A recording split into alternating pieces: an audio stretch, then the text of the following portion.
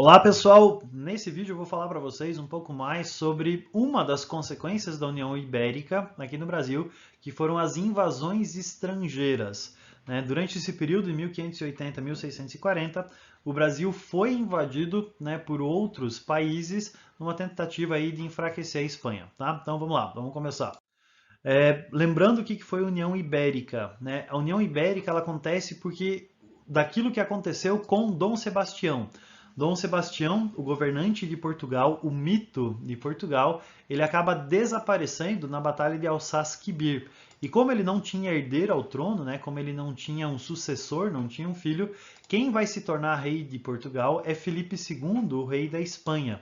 E esse período onde é que os dois países ibéricos, Espanha e Portugal, são governados pelo mesmo rei, o rei da Espanha, é conhecido como o período da União Ibérica. E esse período trouxe consequências para o Brasil. A principal consequência que nós temos são as invasões estrangeiras. Então, o que aconteceu aqui de invasões estrangeiras? Países que eram inimigos da Espanha ou países que aproveitaram que a Espanha tinha um império ultramarino muito grande e não conseguia administrar esse império todo, tentaram invadir o Brasil atrás das riquezas que existiam aqui no Brasil. Uma das invasões estrangeiras que acontece é uma invasão dos franceses, mas não tinha sido a primeira vez que os franceses tinham tentado invadir o Brasil. Os franceses já tinham tentado invadir o Brasil aqui na região do Rio de Janeiro. Então, em 1554, então no começo do processo de colonização do Brasil, você tem a fundação de uma colônia, onde é que hoje é o Rio de Janeiro, chamada de França Antártica. Antártica significa do sul. Então eles fundam uma colônia chamada de França Antártica, com a ideia de fazer uma exploração do pau-brasil que existia aqui. Mas eles acabam sendo expulsos em 1584 pelos paulistas, não, desculpa, pelo Mendes Sá, e eles vão conseguir fazer lá uma aliança com os indígenas que existiam lá naquela região para expulsar os franceses e os índios que eram aliados dos franceses ali. Então, em 1554, você tem essa fundação da França Antártica. Durante a União Ibérica, os franceses vão tentar invadir o Brasil de novo. E dessa vez, eles vão invadir aqui no norte, numa região que fica mais perto da linha do Equador. Por isso que essa França é chamada de França equinocial. Equinocial, equinócio, linha do Equador, ficava perto da linha do Equador. E eles fundam, nessa França equinocial, uma cidade que vai homenagear o rei francês Luís XIII, que era o rei que governava a França nesse período. Por isso que o nome da cidade que vai ser fundada aqui é São Luís, nessa região do Maranhão. Então eles invadem isso em 1612, mas já em 1615 eles acabam sendo expulsos desse território. Então a França equinocial ela teve aí um curto período de duração e não foi a invasão estrangeira mais importante. A invasão estrangeira mais importante foi a invasão dos holandeses. Então o que aconteceu? Filipe II, que é esse governante que aparece lá em cima, ele era o rei da Espanha. E como rei da Espanha e rei de Portugal, ele era rei de todas essas terras que aparecem em vermelho aqui, nesse mapa. O vermelho mais escuro era o vermelho da Espanha, o vermelho mais clarinho, como você tem aqui nessa região aqui, eram os territórios que pertenciam a Portugal e passam a pertencer à Espanha depois do período da União Ibérica. Mas além dele ser rei da Espanha e rei de Portugal, ele também se torna o sucessor, ele se torna o herdeiro do rei dos Países Baixos, onde é que hoje você tem a Holanda. O rei dos Países Baixos acaba morrendo. Filipe II era parente desse rei, ele era da casa dos Habsburgos, da família dos Habsburgos, que era a família que governava a Holanda, e ele então se torna também o rei da Holanda. Então Filipe II, ele era governante da Espanha e de Portugal e passa a se tornar também governante da Holanda. Só que aqui a gente tem um problema. Qual o problema que é esse? Filipe II, ele era católico fervoroso. A Espanha era muito próxima da Igreja Católica, existia uma aliança muito grande entre a monarquia espanhola e a Igreja Católica. Mas a região dos Países Baixos era um dos berços da Reforma Protestante. E a maior parte da população desses países era protestante. E durante esse período você tinha uma espécie de organização que funcionava da seguinte forma: a religião do rei é a religião do povo. Né? Isso daqui foi um arranjo que aconteceu para tentar acabar com as guerras religiosas que foram decorrentes da Reforma Protestante. Então você tem um povo que é protestante e de repente eles começam a ter um rei católico.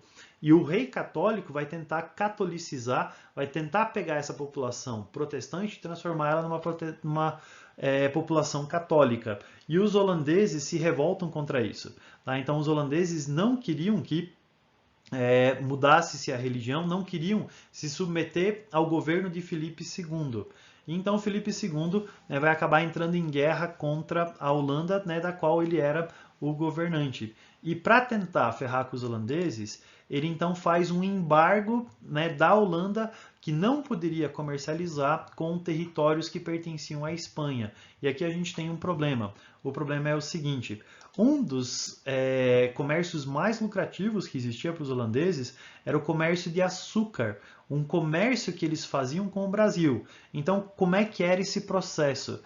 Aqui no litoral brasileiro, você tinha a produção do açúcar, você plantava o açúcar, você fazia todo o processo lá para você fazer o pão de açúcar, e você tinha a produção de um açúcar mascavo. Quem comprava a maior parte do açúcar mascavo aqui do Brasil eram os holandeses, que compravam esse açúcar, refinavam esse açúcar e vendiam esse açúcar na Europa. Então, os holandeses eles ganhavam dinheiro comercializando açúcar daqui do Brasil, fazendo esse processo de refino. E agora, Filipe II dizia o seguinte: vocês não podem mais comercializar esse açúcar. Acontece aí um embargo econômico. Então, os holandeses estavam proibidos de ter um de seus comércios mais lucrativos. Qual que foi a reação dos holandeses a isso? O que os holandeses fizeram? Um grupo de holandeses, 24 banqueiros holandeses diferentes, eles se juntaram e eles fundaram a West India Company. Essa West India Company, ou também conhecida como Wiki, era uma empresa que tinha um objetivo. Qual o objetivo que era esse? O objetivo da West India Company era invadir o litoral nordestino do Brasil, tomar conta dessas terras e começar a produzir açúcar aqui. Então esse grupo da West India Company, eles contratam corsários, contratam mercenários, contratam piratas com o objetivo de invadir o território brasileiro. E a primeira tentativa de invasão deles foi a tentativa de invadir a nossa capital política naquele tempo. Então eles vão organizar uma tentativa de invasão aqui à cidade de Salvador. Mas aqui eles vão encontrar resistência, espanhóis, portugueses, brasileiros vão lutar contra os holandeses e a primeira tentativa de invasão deles aqui no Brasil não vai dar certo. Esse grupo, então, eles vão para o Mar do Caribe. Tá? O Mar do Caribe é essa região que fica no norte da América do Sul, que fica entre a América Central e essas ilhas todas que você tem aqui, as Antilhas. Então, nesse lugar aqui, você tem o Mar do Caribe, que era uma região onde você tinha uma grande circulação de navios espanhóis. E os navios holandeses começam a atacar navios espanhóis, os caras se tornam literalmente os piratas do Caribe, e eles começam a atacar navios espanhóis atrás da riqueza dos espanhóis. E nisso eles acabam dando uma sorte muito grande, porque os espanhóis eles tinham mandado um comboio com navios com todo o ouro, toda a prata que eles tinham acumulado durante um ano de exploração aqui na América e estavam enviando isso para a Espanha. E esses holandeses, esses piratas do Caribe, conseguem atacar esse navio, conseguem se apoderar desse tesouro.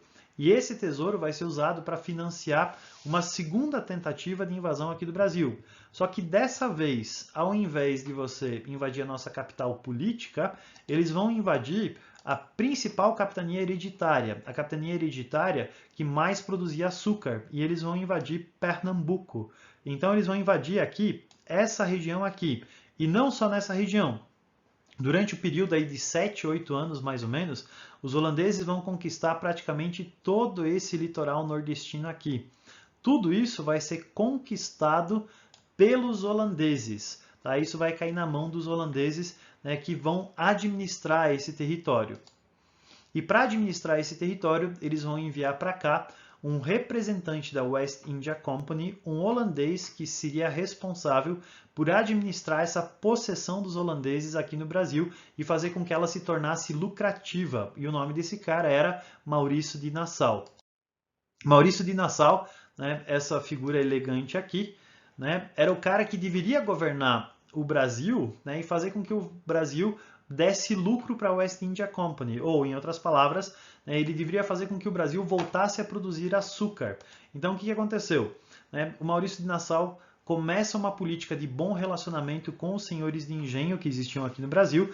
Os engenhos foram destruídos durante toda essa guerra de conquista, escravos fugiram, plantação pegou fogo, moendas foram detonadas.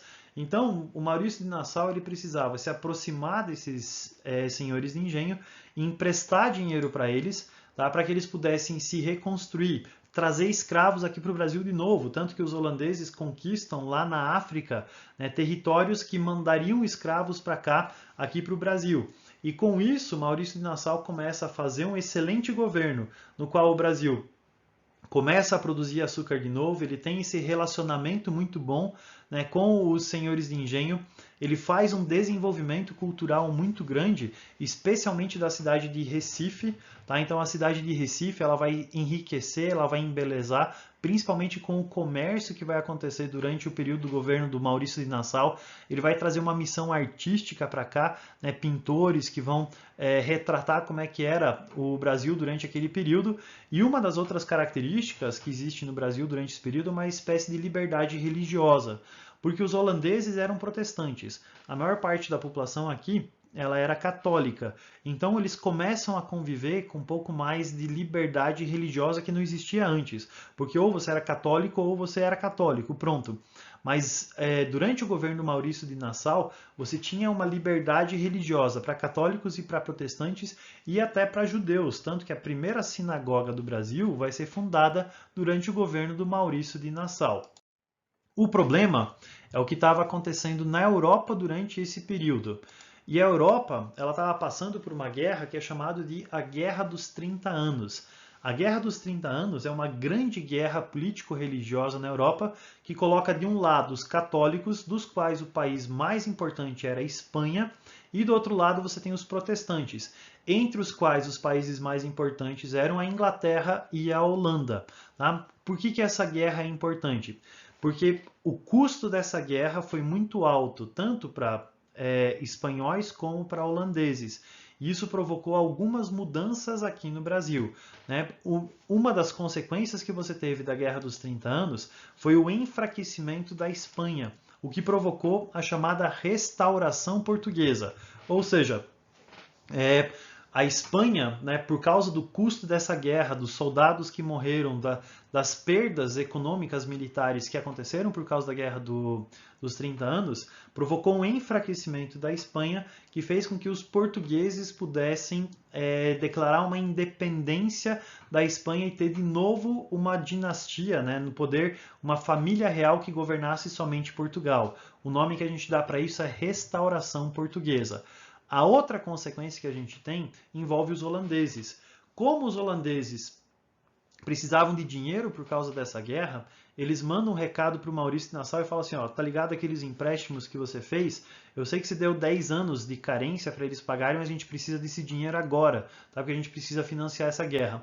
O Maurício de Nassau se recusa a fazer isso, né? Se recusa a cobrar esses empréstimos, ele acaba sendo substituído, o seu sucessor começa a cobrar esses empréstimos, os brasileiros ficam de cara, né, querem lutar contra os holandeses, e daí eles pedem ajuda para os portugueses dizem, ó, se vira, a gente não pode ajudar vocês, a gente está envolvido na nossa própria guerra.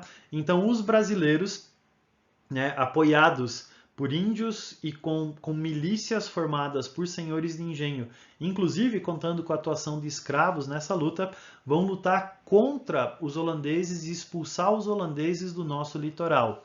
E o nome que a gente dá para essa guerra, né, dos brasileiros contra os holandeses é a chamada Insurreição Pernambucana. Tá? Então, resumindo o que foi essa invasão holandesa. Você teve 7, 8 anos de guerra para os holandeses conquistarem o litoral brasileiro.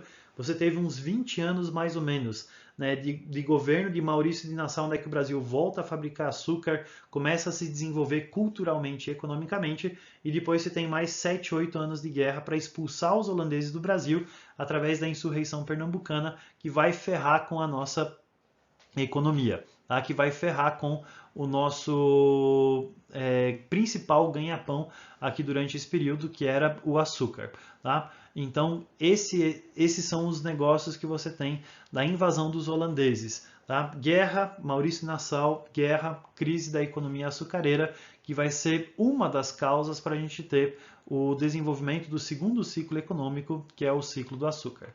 Beleza, pessoal? É isso daí. Um abraço.